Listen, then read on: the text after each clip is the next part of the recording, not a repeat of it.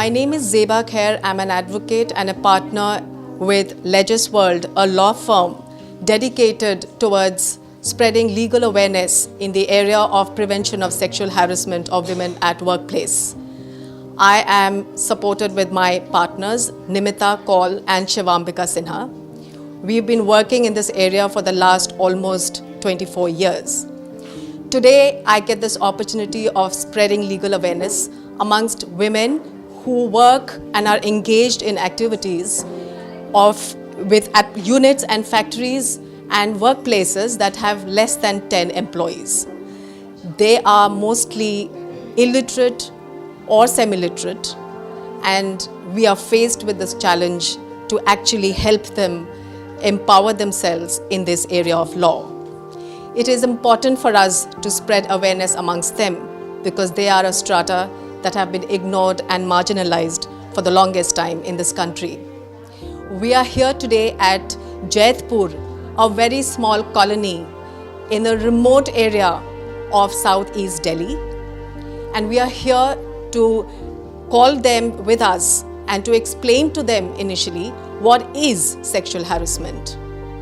This workshop is organized by the Child Trust. It is an NGO based at Delhi, dedicated towards work in this area amongst women and children.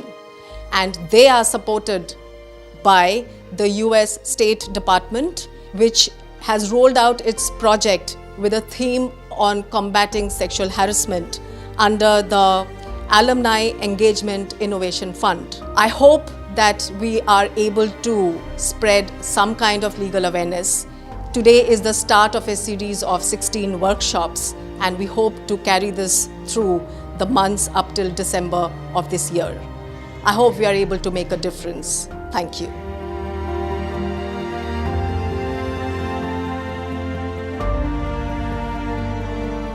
आज हम लोग यहाँ पर शामिल हुए हैं यौन शोषण के बारे में बताने के लिए। कानून में किस तरह से यौन शोषण को हम टैकल करते हैं, क्या क्या हमारे हक हैं, वो हम सब आपको बताएंगे। मेरे साथ मेरी टीम है, हम लोग वकील हैं, एक लॉ फर्म रन करते हैं लेजिस वर्ल्ड। शगुफ्ता मैडम मीडिया पर्सन है। आज का जो मेन कड़ी वो ये है कि हम आपसे भी सुनना चाहेंगे कि आपके साथ क्या हुआ, ताकि जब तक हमको ये नहीं पता लगेगा कि आपके साथ क्या हुआ, हम आपको कैसे समझाएं कि आपको उस चीज़ के साथ कैसे डील करना है। हम लोग आपके सामने एक दोस्त की तरह हैं जो आपको एक लीगल अवेयरनेस देंगे। आपको हम बताएंगे कि अगर आपके साथ ये चीज़ हुआ है तो आपको क्या करना है। और जो भारत सरकार ने एक लॉ पास किया था 2013 में, उसके तहत हम आपको बताएंगे कि आपके क्या क्या राइट्स हैं, आपके क्या क्या हक हैं। जहाँ पर आप लोग काम कर रहे हैं वहाँ पे 10 से कम लोग काम करते हैं। ऐसी जगहों पे भी ये कानून लागू होता है। ये चीज़ भारत सरकार भी चाहती है कि ये लागू हो, और यूएस स्टेट डिपार्टमेंट भी चाहती है इस चीज़ को जड़ से हटा दें हम। ये यौन शोषण, जहाँ पर इस तरह का अगर कोई इंसिडेंट हो, ये नहीं कि सिर्फ जब हमारे साथ हो तभी हम ये लड़ें, किसी और को हम देखें कि उसके साथ हो रहा है और उसमें इतनी हिम्मत नहीं है, तो हम चाहेंगे कि आप लोग हों जो हमसे ये सीख कर जाएँ, आज आप में उतनी हिम्मत पैदा हो जाए कि आप ये लड़ाई लड़ सकें और लोगों की मदद करें। किसी बच्ची के साथ गलत होता है, वो सबसे पहले आकर अपनी माँ को बताती है।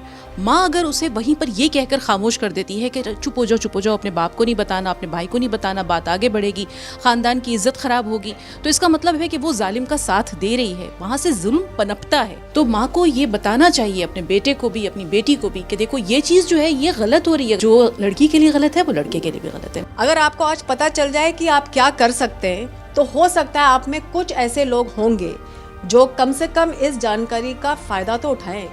लेकिन उससे भी पहले मैं आपसे जानना चाहूँगी कि यौन शोषण के बारे में आप क्या जानते हैं। तो अगर आप उसमें कुछ हमें बताना चाहेंगे तो हमें बहुत खुशी मिलेगी। ऐसे कोई है, मतलब बहुत दूर दूर के गांव में हमारे उधर, जहाँ की कोई कानूनी कार्रवाई नहीं होती है। इस तो वो उसने कुछ भी नहीं किया, उसने कुछ भी नहीं किया और डर की वजह से कुछ बोल भी नहीं पाती, आगे भी नहीं जा सकती कि हमारे साथ कौन देंगे।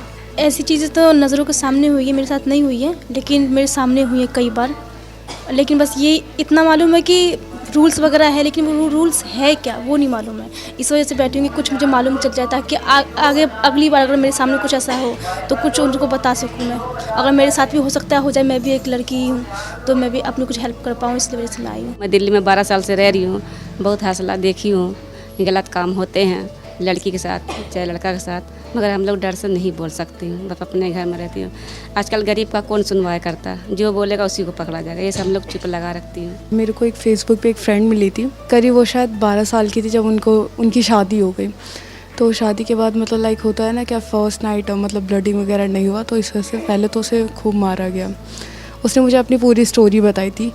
तो बेसिकली मैं ऐसा है कि मैं उसकी हेल्प करना चाहती हूँ, बट मैं कर नहीं पा रही हूँ। क्या मतलब जैसे मैंने उन्हें बोला है, उनके हस्बैंड से भी मैंने 2-3 बार बात करी है। क्या मैंने बोला है जो उनके साथ ये सब चीज़ें हैं क्या, लाइक उनके घर में ही वो खुद अपने हस्बैंड के साथ नहीं करना चाहती हैं, नहीं उनके साथ कुछ भी नहीं। उनके 3 बच्चे हैं और बिल्कुल तीनों बच्चों की भी वही है लाइफ, इतना बेकार। और वो लड़की उससे पीछे भी छुटवाना चाहती है, बल्कि अपना बिजनेस वगैरह सब करती है, वो मोमोज़ वगैरह का चलाती है। जो डोमेस्टिक वायलेंस जिसको हम कहते हैं, जो घर पे होता है, वो वायलेंस के लिए कोर्ट है, वहाँ पर कंप्लेंट फाइल करनी पड़ती है और वहाँ पर कंप्लेंट मैजिस्ट्रेट साहब लेती हैं और वो महिला कोर्ट होती हैं, वहाँ पे सिर्फ महिला बैठती हैं ताकि वो डिस्कम्फर्ट नहीं पैदा हो, ताकि कोई हिचक नहीं हो। उस तक पहुँचने के लिए जो एक रास्ता है वो एक है, या तो आप पुलिस की कंप्लेंट पहले करें, तो ये आपके लिए एक प्रूफ हो जाता है कि जब आपके साथ ऐसा हुआ तो आपने पुलिस को कंप्लेंट की। घर में हस्बैंड ने अगर हाथ उठा लिया, ये सबको मालूम है कि ये हिंसा है। अगर घर वालों ने भी अगर हाथ उठाया तो वो भी हिंसा है। रियलिटी ये है कि कानून में ये तो हिंसा है ही, पर जो मेंटल हिंसा एक होता है, जो मेंटल क्रुएल्टी, जो एक औरत के ऊपर एक हस्बैंड डेली ताने दे, उसको मेंटल टॉर्चर करे, उसको गालियां देते रहे, ब्लेम करते रहे आपको, फिर फाइनेंशियल, यानी अगर वो आपको पैसे नहीं दे रहा है, अगर वो आपके कमाए हुए पैसे को भी छीन रहा है, तो ये भी एक मेंटल क्रुएल्टी होता है और ये भी घरेलू हिंसा के अंदर आता है। उसी तरह से आपको ये मालूम होना चाहिए कि जब आप काम करने के लिए कहीं जाते हैं तो वहाँ भी अगर कोई छेड़खानी करे, अगर वो आपके साथ सेक्सुअल हैरेसमेंट करें और वो आपको गलत नज़रों से देखें, या आपके कपड़ों को गलत नज़रों से देखें, या आपको काम करने में कोई प्रॉब्लम होता है उनके निगाहों की वजह से, या वो इस तरह से आपको अनकंफर्टेबल फील कराएं, तो ये सारा जो है सेक्सुअल हैरेसमेंट के अंदर आता है। हर इंसान को हम जज करते हैं उसके रवैये से, उसके एटीट्यूड से, उसके गेस्चर से, कि ये किस चीज़ में आ रहा है, ये अच्छा है कि बुरा है, गुड है कि बैड है। टच है तो वो एक फ्रेंडली टच है, या फ्रेंडली टच कब सेक्सुअल हरासमेंट की बाउंड्री को क्रॉस कर जा रहा है। आप गए कहीं पर झाड़ू पोछा करने के लिए, वहाँ पे मालिक है या मालकिन है, उन्होंने बोला कि भाई तुम ठीक से नहीं साफ़ कर रही हो, ठीक से साफ़ करो। कहते कि नहीं, तुम 3 घंटे का काम अगर है तो कहते हैं कि तुम 2 घंटे में करो, जबकि आप कर नहीं पाओगे। आपको पता है कि 1 घंटे में आप कितना काम कर सकते हो। अब इसको हम बोलेंगे प्रेशर, ये प्रेशर डाल रहे हैं। ये यौन शोषण नहीं हुआ, ये शोषण हुआ। यौन शोषण तब होता है जब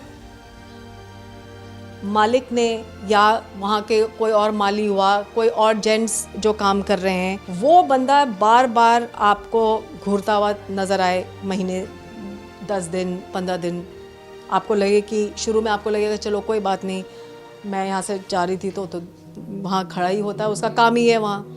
लेकिन कुछ दिन बाद आपको समझ में आया कि अरे ऐसा कैसे कि जिस भी टाइम मैं वहाँ होती हूँ तब वो है वहाँ पर, दैट मीन्स ये तो कुछ गलत है।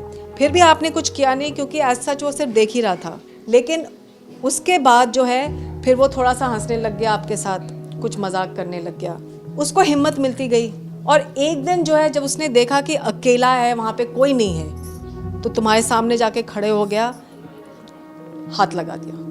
तो इसको हम यौन शोषण बोलते हैं। एक औरत है जो कहीं काम करती है, उसका बॉस है, अब उसने उसके खिलाफ कंप्लेन कर दी। अगर वो कानून या इंसाफ को ख़रीदना चाहे और इसको ये ख्याल हो कि मैं कंप्लेन तो कर रही हूँ लेकिन घाटे में ही मैं रहूँगी, नौकरी भी नहीं रहेगी, इज्जत भी नहीं रहेगी और इंसाफ भी नहीं मिलेगा। अब आप लोग इस उम्र तक आ चुकी हैं कि आप वो हिम्मत ले करके और कंप्लेंट कर सकती हैं, क्योंकि इसमें इतना ज़्यादा सोचने की भी कोई बात नहीं है। बहुत ज़्यादा क्या हुआ, जैसे अभी हम डिस्कस कर रहे थे कि वो ख़रीद लेगा कानून को, वो कितना ख़रीदेगा। कई जजेस जो हैं सेंसिटाइज नहीं होते हैं, कई जजेस जो हैं उनको लगता है कि चलो ठीक है हम अपनी नौकरी कर रहे हैं, हम भी चलो बैठ के कर लिया 10 केस दिन में। कुछ ऐसे हैं जो पकड़ के बैठ जाती हैं, वो कहते नहीं हम तो इसको इंसाफ दिला के रखेंगे, हम 1 महीने का डेट नहीं, हम 2 दिन का डेट देंगे। ऐसी जगहें हैं कंप्लेंट करने के लिए जहाँ पे ऐसे भी लोग हैं जो आपका कंप्लेंट को सीरियसली लेंगे। तो ऐसे में क्या है कि कुछ एक फ़ोन नंबर हैं, या तो पुलिस का है 100 नंबर सबको पता है, एक आध और फ़ोन नंबर है जिसकी हम जानकारी आपको देंगे 1091, सिर्फ इस तरह की कंप्लेंट सुनते हैं। हर थाने में एक महिला बैठी है आजकल जो सिर्फ महिला की ही बात सुनती है। नेक्स्ट स्टेप है एडवोकेट का। कुछ नहीं हुआ, आप किसी भी कोर्ट के अंदर घुस जाइए, आप कोर्ट के अंदर घुस के जो अंदर के स्टाफ होते हैं उनसे पूछ लीजिए कि भाई ये कहाँ पर है लीगल एड सेंटर, मुझे कहाँ पे फ्री में वकील मिल सकता है। आपको वो जानकारी ज़रूर देंगे। जहाँ पे औरतें कम हैं और मर्द ज़्यादा हैं, वहीं पर यौन शोषण भी होता है। कोई ऐसा गलत काम बिजली के रोशनी में तो करता नहीं, CCTV कैमरे के नीचे तो करेगा नहीं, कहीं पर किसी ने कोई तस्वीर तो खींची नहीं, ना किसी ने देखा। तो ऐसे में गवाह, फिर आप भी कहेंगी कि गवाह लाइए, गवाह लाइए, तो फिर गवाह कहाँ से लाएंगे? गवाह कहाँ से लाएंगे? तो ऐसे में ये माना जाता है कि हम गवाह फिर इस तरह से चुनते हैं जो आसपास के लोग होते हैं, जिसकी बातों से हमें पता लगता है कि ओ इस लड़की के साथ कुछ हुआ है। और वो कौन होते हैं गवाह? ऐसे जिनको आपने पहली बार जाकर के अपने तकलीफ के बारे में बोला हो। साबित कैसे होगा कि ये वाकई तरफदारी नहीं कर रहा है, ये सच्ची बात बता रहा है? वो जो है जिस लहजे से और जिस तरीके से वो आपके कहानी को बयान करेगा कोर्ट में, ये सुबह निकली थी 9 बजे काम करने, इनका काम 1:30 बजे ख़त्म होता है, लेकिन ये 10:30 बजे वापस आ गई और आते ही उन्होंने मुझे ये बोला।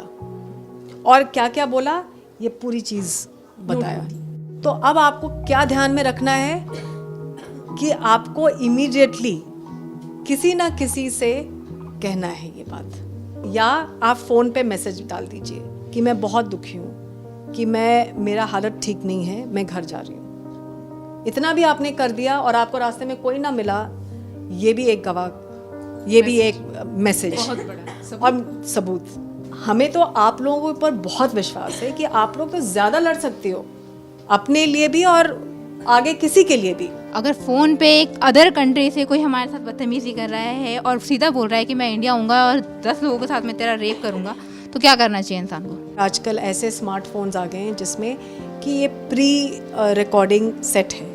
अगर प्री रिकॉर्डिंग सेट है और आपने ये दिखा दिया पुलिस को, तो ये तो सबसे बड़ा सबूत हो गया।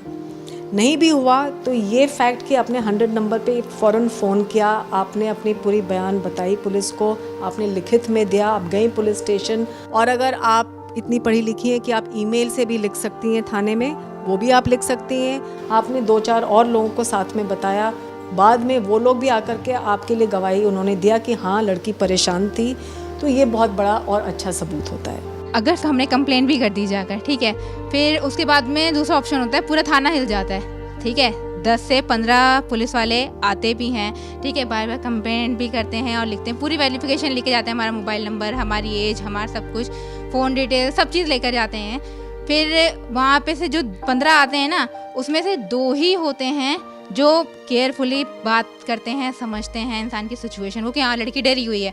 उसमें जो 13 लोग होते हैं ना, वो सीधा, पता है पुलिस वाले क्या सजेशन देते हैं कि वो उन्हें धमकी दी है ना, किया तो नहीं है,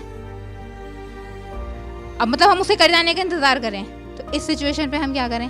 15 में 2 भी अगर आपके पूरे कंप्लेंट को सीरियसली ले रहे हैं तो वो भी बहुत है, क्योंकि वो हमें तो एक ही कंप्लेंट से मतलब है, वो चाहे 2 लोग रिकॉर्ड करें या चाहे 15 लोग रिकॉर्ड करें। अगर 15 में से 2 हैं तो मैं तो सोचूंगी कि बहुत बड़ी बात है। आज धमकी में अगर बहुत बड़ा उसके खिलाफ केस ना भी बन रहा हो और बहुत ज़्यादा बड़ी पनिशमेंट उसको ना भी मिल रहा हो, लेकिन उस धमकी के लायक पनिशमेंट भी मिल जाता है उसको आज, तो वो रोक लेगा अपनी हरकतों से।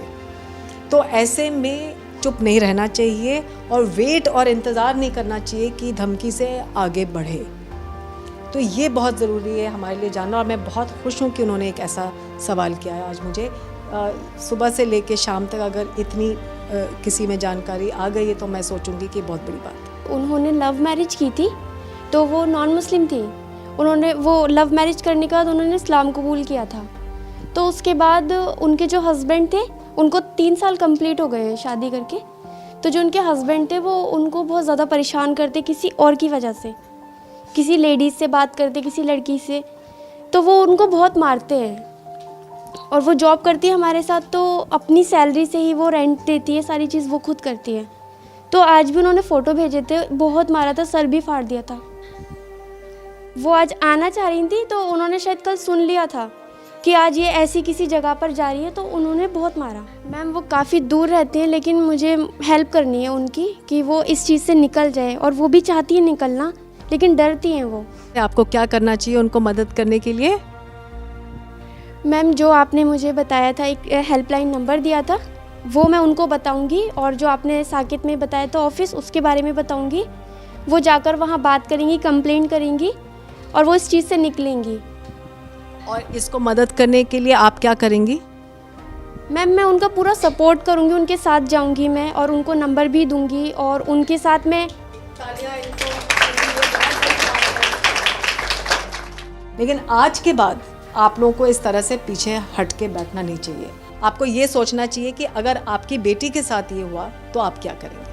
मैम लेडीज़ के साथ तो ये होता ही है, लेकिन ये लड़कों के साथ भी होता है, और ज़्यादातर हमारे देश में लड़कियों की बात को ज़्यादा अहमियत दी जाती है। मान लीजिए उस लड़की ने उसके साथ गलत किया है ज़बरदस्ती, और लड़की को ज़्यादा महत्व दिया जाता है। अब लड़का अपनी बात रख रहा है, लेकिन कोर्ट जो है लड़की की बात पे ज़्यादा देता है ध्यान कि हाँ लड़की के साथ गलत हुआ है, तो इसमें वो लड़का क्या करेगा। देखिए हमें क्या हासिल करनी है आखिर में, हमें एक ऐसा माहौल चाहिए जहाँ दोनों लड़के और लड़कियाँ दोनों इक्वल हों। लड़कों के खिलाफ बहुत ज़्यादा कंप्लेंट्स हो रही हैं, जो फॉल्स कंप्लेंट्स हो रही हैं। उसका जवाब मेरा ये है कि नहीं, इतने सारे नहीं हो रहे हैं जो लड़की के मुकाबले हो। आज भी लड़कियों का शोषण ज़्यादा हो रहा है, लड़कों का कम। इसी संघर्ष में हम जो हैं इतने साल और इतने डेकेड्स बिता रहे हैं, तब जाके हमें ये कानून मिला है, और बहुत मुश्किलों से। लेकिन ये कहना भी बहुत ज़रूरी है कि अगर कोई फॉल्स कंप्लेंट कर रहा है लड़के के ख़िलाफ़, तो लड़कों को भी पुलिस स्टेशन में कंप्लेंट करना चाहिए और ये साबित करना चाहिए कि लड़की गलत है। इस टॉपिक में जो हम बात कर रहे हैं, इसमें यही बहुत बड़ा आज सीख है कि ये ऐसा कानून है हमारे पास, ये इकलौता कानून है जिसमें अगर एक लड़की पाई गई कि उसने फॉल्स कंप्लेंट किया है तो उसको भी पनिश किया जाएगा। तो ऐसे में लड़कों में बदले की भावना आने की ज़रूरत नहीं होती है, क्योंकि कानून ही उसको पनिश कर देता है। तो ये आप सबकी ड्यूटी है। हम चाहते हैं कि आज आप 25 लोग हैं, आपने इतने सीख लिए हैं यहाँ से, हम चाहते हैं कि अगर आप 10 लोगों को भी अपनी सीख के बारे में बताएं तो 25 इंटू 10 कितना हो गया, 2500 हो गए लोग।